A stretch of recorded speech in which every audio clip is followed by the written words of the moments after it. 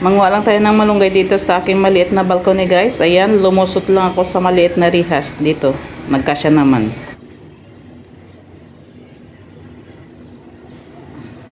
So ilang mga kamamsis, ayan, ang tanim kong malunggay dito, no? So kailangan mo talaga mag-diskarte ka para may gugulayan ka. Lalo na sa panahon ngayon, no, na mahal yung mga bilihin, kailangan mong dumiskarte talaga. So ayan, may tanim tayo dito sa aking maliit na balcony, dito sa kusina, balcony ng kusina ko. Ayan, so ayan, malaki na yun. O pwede na, o dami na ka na magulay dito. So magugulay tayo ng dahon ng malunggay, di ba? Sa isang ano na, pwede na yan, o, di ba? Bibili ka pa ba? Yan. At saka nga pala dito guys, hindi nila pinapansin ito, yung dahon. Alam mo ba kinakain nila is bunga lang. So maraming dahon dito. So ay nako, may bulaklak na siya, oh. Nabali yung bulaklak niya. Sorry. Yan, dahan-dahan. Yun, dahan-dahan lang natin.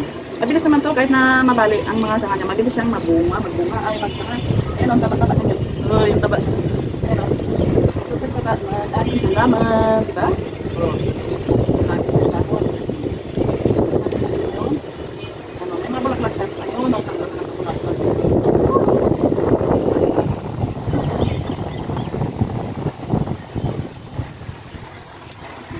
May bulaklak kasi siya. Anak siya, oh, ayan, oh, ang dami na, oh, di ba? Isang ulam na, ang dami niya, sobrang ulam. Meron pa doon sa kabila.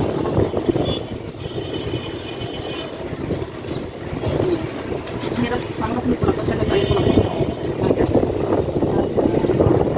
Ito sa kabila, oh, dito sa kabila, marami. Yan. O, di ba? Pag mag-discard ka talaga, yan, kailangan natin magtanim. Kasi ipapagkita mo maya kung saan sa tinanim.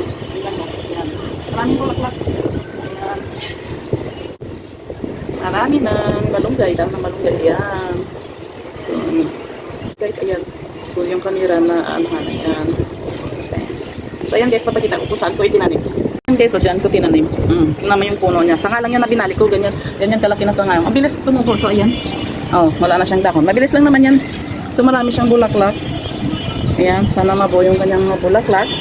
Saka, ayan, oh, may pinya akong tanim. May ampalaya.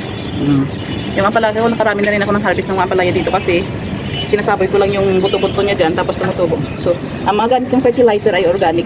Ayan, yung mga pinagbalatang patata, sibuyas at mga gulay-gulay na mabilis mabubulok. Ayan, dyan ko nilalagay. So, andyan, oh, may tanglad na ako. Tapos, ayan. So, ayan. Thanks for watching, guys. Please subscribe to my channel. Ito yung aming kalapit building ng mga bahay. Ito. So, this is. So, ayan. Ito lang akin nakuha, guys. So, ang dami. Ang dami, di ba? Kukunin ko yan kasi kailangan naman ako magluto. Ayan. So, lubos-lubosin na natin kumain ng gulay. Ang dami siya, ho, di ba? Sa isang puno. Kaya tayo mga nanay, magtanim-tanim tayo pag minsan. Lalo na pag maraming bakante yung ating mga lupain dyan sa tabing bahay. Kahit hindi sa atin, pwede yung taniman.